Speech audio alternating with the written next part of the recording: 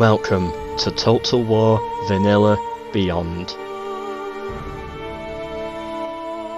Norway kickstarts colonisation.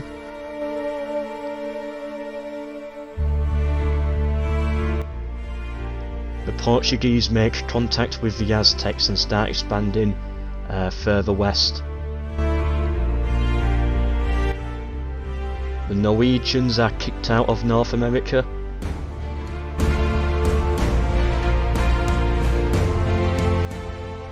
And so are the Portuguese.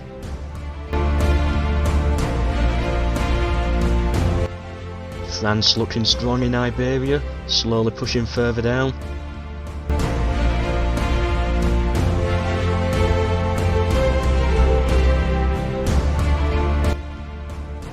Mongols start rampaging through, trying to get into the Middle East and eventually Europe.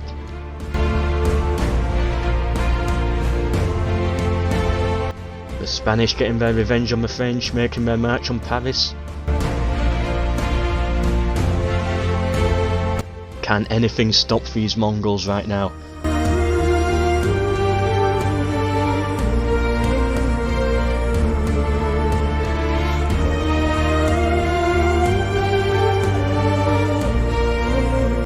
The English turn their war from the French onto the Spanish.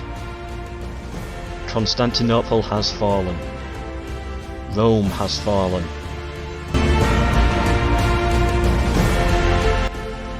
The English looking powerful now in both France and Spain. Byzantium stretching all the way up north into Russia, taking St. Petersburg. The Mongols make their way almost into Egypt.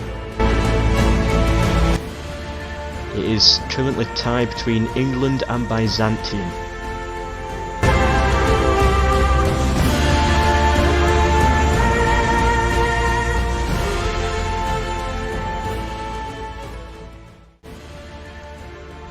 Greetings, fellow earthlings, and welcome to the end of this Total War time-lapse for Medieval 2 Total War. This was a mod, Total Vanilla it was called.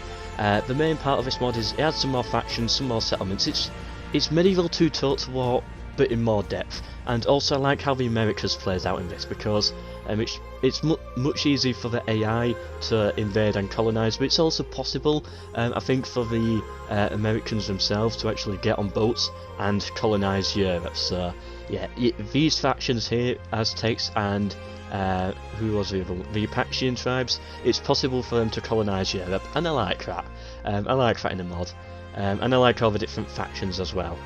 So yeah, this was definitely a good one. Thank you to whoever it was that recommended me this. I think there were actually like 3 people wanting me to do this. Yeah, that's why I did it. And yeah, hopefully people enjoyed it as well. The Mongols have clearly won, however, as I possibly said at the start, I'm not including the Mongols anymore, or the Timurids, or any nomad faction. The reason is, they always win. So the winner, you know, well done to the Mongols and everything, but they're not an actual faction competing anymore. The winner will be decided by a normal faction, and it's either going to be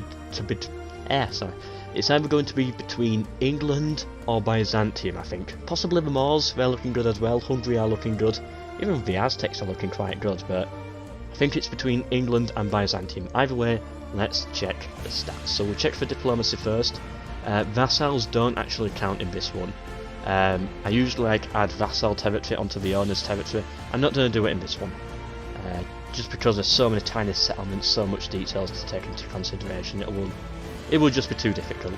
So Byzantium do have 2 vassals. Sadly, it's not going to help their score in this one. Baghdad and Venice. That's interesting because Venice is actually quite a big faction.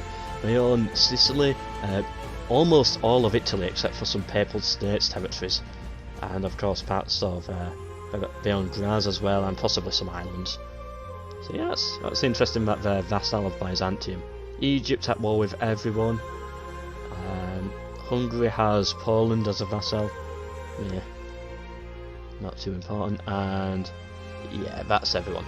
So yeah, let's check for stats. Okay, so these are the factions I have chosen to include: the Mongols, Byzantium, who had a massive explosion at the end overall. Well done to Byzantium. England, Hungary, and the Moors. The winner is decided by territory, not including the Timurids, the Mongols, sorry. So yeah, it's still, just because the Mongols and Byzantium are leading overall doesn't mean they're going to win. Military-wise, Byzantium and the Mongols. What happened to Byzantium here? They just exploded. Something must have happened. Yep, production, and here we are, territory. So in kind of first place, but not really first place because I don't count Mongols in 39 settlements. But in the real first place, out of the real factions, we have Byzantium with about 25 settlements. Second place, we have the English with about 22 settlements. Third place, I think, goes to Hungary. Is that Hungary there? Yeah, that's Hungary. With about 12 settlements. It's very difficult to tell, as I always say. And the Moors with 11 settlements. So well done, of course, to every single faction that survived, especially those that survived the Mongols, such as Armenia here, just surviving the Mongolian onslaught somehow.